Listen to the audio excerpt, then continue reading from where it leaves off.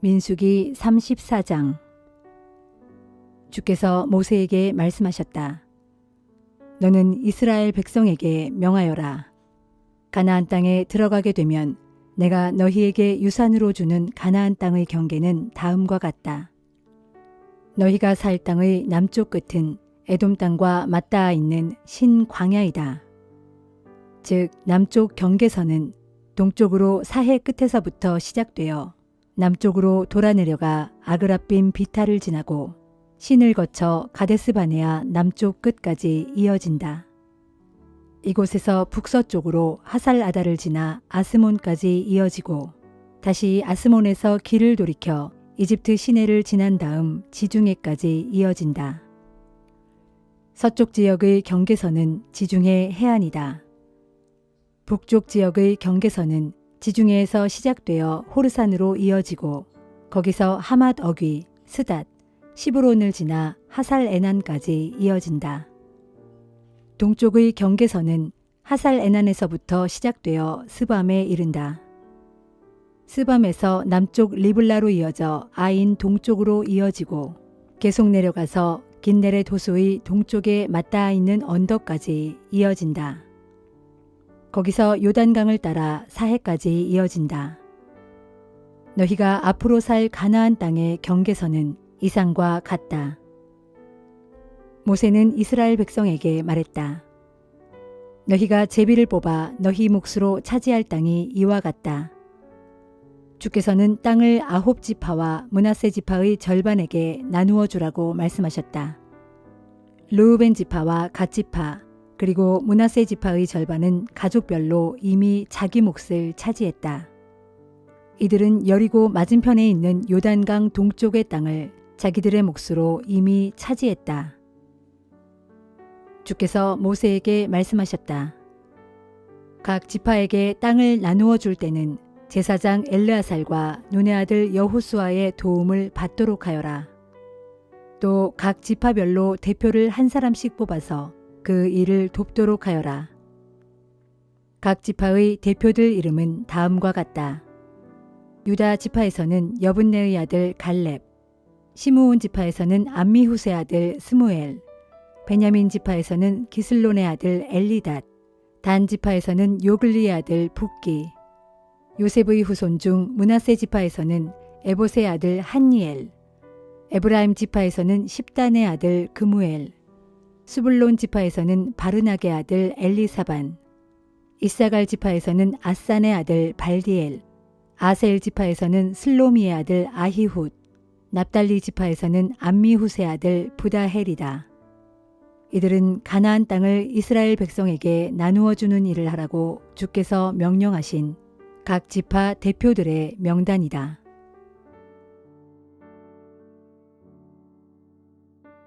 시편 78편. 그럴지라도 주께서는 그들을 불쌍히 여기시어 허물이 있어도 덮어주시면서 그들을 멸망시키지 않으셨다. 분노가 치밀어도 수없이 참으시고 분하게 여기시다가도 마음을 거듭 돌이키셨다. 사람은 한낱 썩어 없어질 살덩이에 지나지 않으며 또 한 번 지나가면 다시는 되돌아올 수 없는 바람 같은 존재임을 기억하셨기 때문이었다. 돌이켜보면 참으로 우리 조상들은 광야에서 얼마나 자주 하나님께 거역하였던가. 그 황량한 사막에서 얼마나 자주 하나님의 마음을 아프게 했던가. 진실로 그들은 거듭거듭 하나님을 시험했고 이스라엘의 거룩하신 분의 마음을 아프게 하였다. 그들은 하나님의 권능을 기억하지 않았고 하나님께서 그들을 압제자의 손아귀로부터 건져내셨던 그날도 새까맣게 잊어버렸다. 하나님께서는 이집트 땅에서 여러 가지 표적들을 보여주셨고 소안 들녘에서 놀라운 기적들을 행하셨다. 주께서는 강물을 피로 변하게 하셔서 이집트 사람들이 물을 마실 수 없게 하셨다. 파리떼를 보내시어 저들을 아주 괴롭게 하셨고 개구리 떼를 보내시어 저들에게 큰 피해를 입혔다. 또 메뚜기 떼를 보내시어 저들이 애써 거둔 농작물을 모조리 뜯어먹게 하셨다. 또 우박으로 저들의 포도밭을 사정없이 때리셨고 서리로 저들의 무화과 나무를 모조리 얼어 죽게 하셨다. 또 저들의 가축떼를 우박으로, 저들의 양떼를 벼락으로 내리치셨다. 주께서는 저들에게 타오르는 분노와 진노의 불길을 마구 쏟아부어 큰 고통을 겪게 하셨고, 마침내 멸망시키는 재앙의 천사들을 저들에게 내려보내셨다. 주께서는 타오르는 진노를 억제하지 않으셨고, 도리어 진노의 길을 활짝 터놓으시니 저들의 생명이 여지없이 죽음으로 내몰려 무서운 전염병에 모조리 죽고 말았다. 이처럼 주께서는 이집트 땅의 모든 장자들, 곧 함의 장막에 있는 힘의 첫 열매들을 모조리 죽이셨다. 그러나 주께서는 이집트 땅에서 자기의 백성을 무사히 이끌어내시어 광야에서 양떼처럼 인도하셨다. 이처럼 주께서 자기 백성들을 안전하게 인도하시니 그들은 아무것도 두려워하지 않았다. 그러나 그들을 뒤쫓던 원수들은 바다가 몽땅 집어삼켰다. 그리하여 주께서는 자기 백성을 거룩한 땅의 경계까지, 곧 그분께서 권능의 오른손으로 몸소 취하신 산간지대로 인도하셨다. 그러고는 백성들 앞에서 그 땅에 살던 여러 민족들을 몰아내신 후 그 땅을 그들에게 기업으로 분배해 주신 다음 이스라엘 각 지파들로 그 땅에 정착하여 살게 하셨다. 그러나 그 백성들은 지극히 높으신 하나님을 시험하고 계속 거역했으며 주께서 지키라고 명하신 계명들을 지키지 않았다. 그들은 자기 조상들처럼 하나님께 등을 돌려 반역했고 마치 빗나간 화살처럼 신실하지 못했다. 더욱이 산당을 만들어 하나님의 진노를 자아냈고 조각한 목석의 우상에게 엎드려 절함으로써 하나님의 질투심을 불러일으켰다. 하나님께서는 이 모든 악한 행위들을 듣고 보시면서 크게 진노하셨고 그래서 아예 이스라엘을 외면해 버리셨다. 그리하여 하나님께서는 사람들과 함께 지내셨던 그 장막, 곧 실로의 성막을 떠나가셨다. 마침내 주께서는 자기의 힘과 영광을 드러내는 언약궤마저 포로들과 함께 대적들의 손아귀에 넘겨주셨다. 주께서는 자기 백성을 원수의 칼날 아래 아낌없이 넘겨주심으로써 불같은 진노를 자기 소유된 백성에게 쏟아 부으셨다. 젊은 남자들이 불길에 다 휩싸여 죽으니 젊은 여자들은 혼인할 남자가 하나도 없었다. 제사장들도 칼에 맞아 쓰러졌고 홀로 된 그들의 아내들은 소리내어 통곡조차 마음 놓고 할 수 없었다. 그때 주께서 잠에서 깨어나신 사람처럼 포도주를 마시고 흑군 달아오는 용사처럼 분연히 떨치고 일어나셔서 원수들을 추격해서 모조리 물리치시고 그들로 길이길이 수치를 당하게 하셨다. 그런 다음 주께서는 요셉의 후손들도 마다하시고 에브라임 지파도 뽑아 세우지 않으시고 오직 유다 지파를 뽑아 세우셨으니 주께서 사랑하신 시온산을 가려 뽑으셨다. 그리고 그곳 시온산에서 주께서는 주님의 성소를 하늘같이 드높게 영원히 다지신 땅같이 든든하게 우뚝 세우셨다.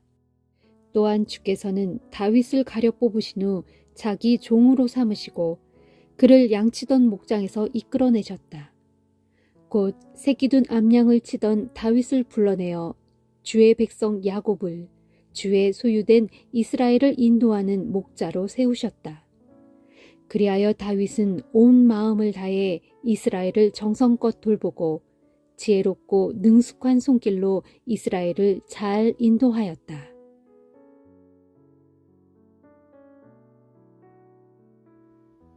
이사야 26장.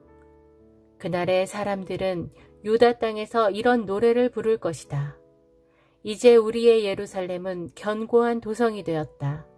하나님께서 친히 성벽과 방어벽이 되어주셔서 우리를 구원하셨다. 너희는 예루살렘의 성문들을 활짝 열라. 그래서 주님을 믿고 따르는 의로운 나라의 백성들이 모두 들어오게 하여라. 주여, 한결같은 마음으로 주를 믿고 의지하는 사람들에게 언제나 평화를 넘치도록 부어주소서. 그들은 항상 주를 믿고 의지하는 자들이기 때문입니다. 너희는 영원토록 주만 믿고 의지하여라. 오직 주님만이 우리의 하나님이시요 우리의 영원한 반석이시기 때문이다. 진실로 주께서는 교만한 자들을 여지없이 꺾으시고 드높은 성읍도 폭삭 무너뜨려 먼지같이 만들어 버리신다. 그러면 이전에 그 성읍 사람들에게 억압받던 자들이 무너진 그 성읍을 밟고 다닌다. 힘없고 가난한 자들이 폭삭 주저앉은 그 도성을 마음껏 짓밟고 다닌다. 주여, 올바르게 살아가는 의인의 길은 곧게 뻗어 있으니 그것은 의로우신 주님께서 의인에게는 항상 평탄한 길을 활짝 열어주시기 때문입니다. 주여, 진실로 우리는 주님의 율법을 따르겠고 주님만을 의지하고 바라보렵니다. 우리가 주님의 거룩한 이름을 부르겠고 주님만을 간절히 사모하렵니다. 그렇습니다. 내 영혼이 어두운 밤에도 주님을 갈망하고 내 마음이 밝은 아침에도 여전히 주님을 사모합니다. 장차 주께서 세상을 심판하실 때 땅 위에 사는 온 세상의 모든 사람들이 비로소 의로움이 무엇인지를 배우게 될 것입니다. 그러나 악인들은 주님께 은혜를 입을지라도 의로움을 배우려 하지 않습니다. 의인의 땅에 살면서도 그들은 여전히 악한 일을 일삼고 지극히 높으신 주님의 위엄을 얕보고 무시해버립니다. 주여, 주께서 악인들을 치려고 손을 높이 드셨지만 그들은 전혀 알아차리지 못합니다. 이제 주께서 주의 백성들을 얼마나 뜨겁게 사랑하시는지 그들에게 보여주시어 그들을 부끄럽게 만드소서. 그런 후에 주께서 하늘에 불을 내리시어 주의 모든 원수들을 모조리 태워버리소서. 주여, 주께서는 우리에게 평화를 주시는 분이십니다. 또한 우리가 애써 이룩해 놓은 모든 일들도 사실은 주께서 친히 우리를 위해 이루어 주신 것입니다. 주, 우리의 하나님이시여, 이제까지 우리가 다른 통치자들의 지배를 받아왔지만 이제부터 우리는 항상 주님만 의지하고 주님의 이름만 부르렵니다. 주께서는 그들 악한 통치자들을 벌하시어 모조리 멸망시켰습니다. 이제 그들은 다 죽었고 이미 죽은 자들은 다시 살아날 수 없습니다. 그리하여 주께서는 그들에 대한 모든 기억을 세상에서 완전히 지워버리셨습니다. 주여, 주께서 이 나라와 이 민족을 크게 만드셨고 더욱 크게 사방으로 넓혀주셨습니다. 그렇게 해서 주님께서는 주님의 권세와 영광을 온 세상에 크게 떨치셨습니다. 주여, 그러나 주께서 주의 백성들에게 벌을 내리실 때 그들은 고통 가운데서 주님을 찾았고 주님께 나와 주님 앞에 모든 기도를 쏟아 놓았습니다. 아이를 뵌 여인이 아이를 낳을 때가 되면 그 고통을 견디지 못해 온갖 몸부림을 치며 크게 울부짖듯 주여, 우리도 주님 앞에서 그렇게 뒹굴며 부르짖었습니다. 우리가 임신하여 온갖 몸부림치며 해산했지만 우리가 낳은 것은 바람같이 헛된 것뿐이었습니다. 그리하여 우리는 이 땅에 아무런 구원도 베풀지 못했고 이 땅에서 살아갈 주민 하나도 낳지 못했습니다. 그러나 주여, 이미 죽은 사람들 가운데에서 주님의 백성들이 다시 살아날 것입니다. 그들의 시체가 힘차게 다시 일어날 것입니다. 땅속 무덤에 누워있는 주의 백성들아, 모두 깨어 일어나라. 힘차게 일어나 기쁨으로 환호성을 크게 질러라. 정녕 주님의 이슬은 생기를 흠뻑 머금은 새벽 이슬 같아서 그 이슬은 땅속에 누워있는 자들을 능히 살릴 것이다.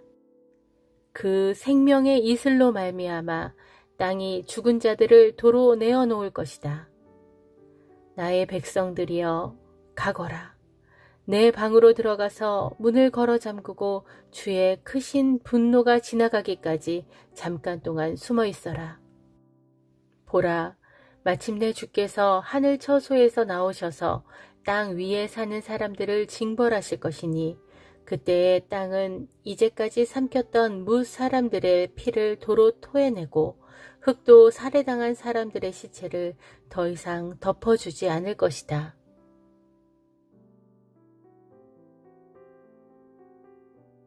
요한일서 4장. 사랑하는 형제들이여, 어느 영이든지 무턱대고 다 믿지 말고 그 영이 정말 하나님께로부터 나온 영인지 시험해서 분별해야 합니다. 왜냐하면 거짓 영을 소유한 거짓 예언자들이 세상에 많이 나타났기 때문입니다. 어떤 영이 정말 하나님의 영인지를 여러분이 분별할 수 있는 방법은 이것입니다. 곧 예수 그리스도께서 육신을 입고 세상에 오셨다는 것을 인정하는 영은 다 하나님께로부터 나온 영입니다. 그러나 그런 예수를 인정하지 않는 영은 모두 하나님께로부터 나오지 않은 영으로 곧 그리스도를 대적하는 거짓 영입니다. 여러분은 일찍부터 그와 같은 거짓 영이 나타날 것이라는 주의를 받았는데 정말로 그런 영이 세상에 벌써 나타나 활동하고 있습니다. 사랑하는 자녀들이여, 여러분은 모두 하나님께로부터 비롯된 자들로서 거짓 예언자들을 능히 물리쳐 이긴 사람들입니다. 여러분 안에 계신 분이 세상에 있는 악한 자보다 훨씬 더 크시기 때문입니다. 세상에서 난 거짓 예언자들은 세상에 속한 자들이므로 세상에 속한 것들을 말합니다. 그런 까닭에 세상은 그들의 말을 듣고 따릅니다. 그러나 하나님께로부터 난 우리는 하나님께 속한 자들이므로 누구든지 하나님을 아는 사람은 우리의 말을 듣습니다. 반면에 하나님께 속해 있지 않은 자들은 우리의 말을 듣지 않습니다. 이것으로써 우리는 누가 진리의 영이고 또 누가 거짓의 영인지 분별할 수 있습니다. 사랑하는 형제들이여, 우리가 서로 사랑합시다. 사랑은 하나님께로부터 왔습니다. 그러므로 사랑하는 사람마다 다 하나님께로부터 난 자들로서 하나님을 압니다. 그러나 사랑하지 않는 사람은 하나님을 알지 못합니다. 하나님은 사랑이시기 때문입니다. 우리를 향한 하나님의 사랑은 이렇게 나타났습니다. 곧 하나님께서는 자기 외아들 예수 그리스도를 이 세상에 보내주셔서 그로 말미암아 우리로 하여금 생명을 얻어 살게 하셨습니다.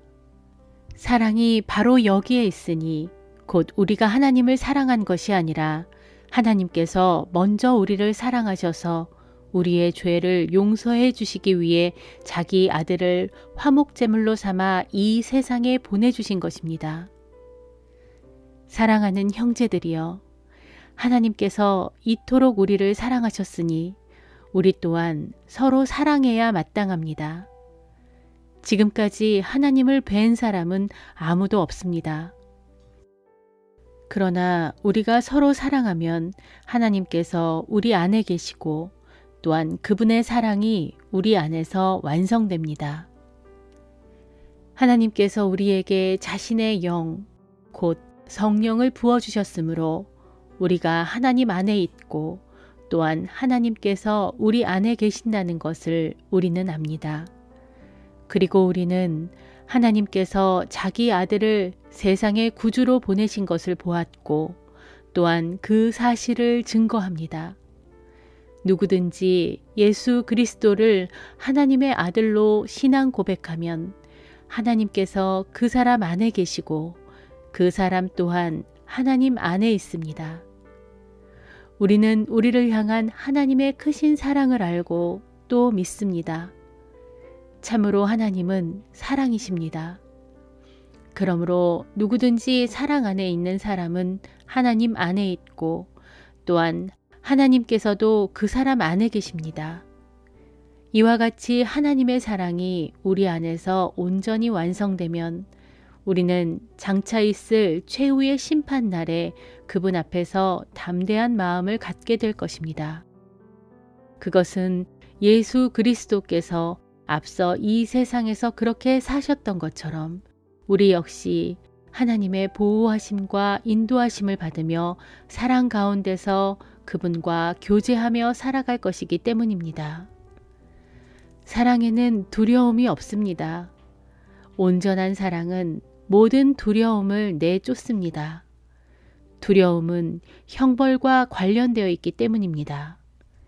그러므로 두려워하는 사람은 아직 온전한 사랑을 이루지 못한 사람입니다. 우리가 사랑하는 것은 하나님께서 먼저 우리를 사랑하셨기 때문입니다.